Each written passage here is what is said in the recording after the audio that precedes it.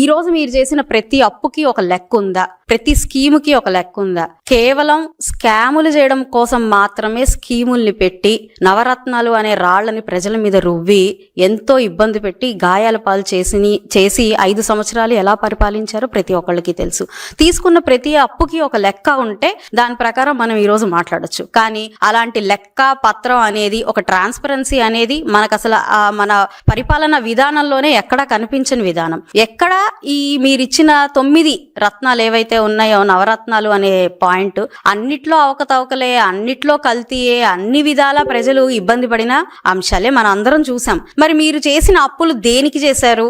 పోలవరాన్ని మరి గత ప్రభుత్వంలో మీరు ఓకే అన్నదాన్నే మరి ముందుకేమన్నా తీసుకెళ్లారా? కనీసం డయాఫ్రామ్ వాల్ అంటే ఏంటో, ఇరిగేషన్ డిపార్ట్మెంట్ అంటే ఏంటో కూడా తెలియని మన మంత్రులందరూ కూడా పరిపాలించడం జరిగింది. పోని మనం ఏదైనా ఉద్యోగ కల్పనలో భాగంగా ఏవైనా కంపెనీలు మనం ఇక్కడికి తీసుకొచ్చామా? కంపెనీల్ని తీసుకురాకపోగా వాళ్ళందరినీ మనం భయపెట్టి బెదిరించి పంపించిన చరిత్ర మనది.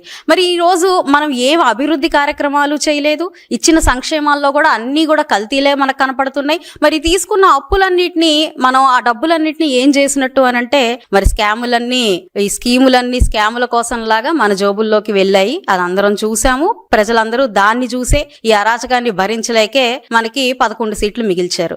మరి ఇన్ని మనం చూస్తూ కూడా మీరు మళ్ళీ అప్పులు చేస్తుంది, మళ్ళీ మనకి కూటమి ప్రభుత్వం ప్రజల మీద భారాన్ని మోపుతుంది అనే మాటలు ఎలా మాట్లాడగలుగుతారు? ఈ రోజు కూటమి ప్రభుత్వం మీరు చేసిన అప్పులు అంటే, ఈ రోజు ఆ కాంట్రాక్టర్లకి ఆ బిల్లులు ఇవ్వకపోతే ముందుకు జరగలేని పరిస్థితుల్లో ఉన్న అత్యవసరమైన బిల్లుల కోసం దాదాపుగా 1,30,000 కోట్ల రూపాయలు ఆ బిల్లుల చెల్లింపుకి ఖర్చు పెట్టాల్సి వచ్చింది. అంటే మీరు చేసిన, వదిలేసిన బకాయిలు తీర్చడం కోసం మాత్రమే 1,30,000 కోట్ల రూపాయలని ఈరోజు చెల్లించాల్సి వచ్చింది. మరి మిగిలిన 1,30,000 కోట్ల రూపాయలకు కూడా ప్రతి పాయింట్, ప్రతి ఒక్క ఖర్చుకి ఈరోజు అసెంబ్లీ సాక్షిగా మరి మన ఫైనాన్స్ మినిస్టర్ గారు పయ్యావుల కేశవ్ గారు ప్రతిదానికి ఒక సవివరణ ఇవ్వడం జరిగింది. మరి బహుశా మీరు అసెంబ్లీకి వచ్చుంటే అవన్నీ మీకు తెలుసుకునే అవకాశం ఉంటుంది. మనమేమో మీడియా ముందు కూర్చొని మీడియాతోనే ప్రశ్నిస్తాం, సమాధానం కూడా మనకి మీడియా నుంచి రావాలనుకుంటారో, మరి మీరు సమాధానం ఎక్కడి నుంచి వింటారో తెలియదు. ప్రశ్నలు అయితే వేస్తున్నారు, మాకు సమాధానం కావాలని బల్లగుద్దు అడుగుతున్నారు,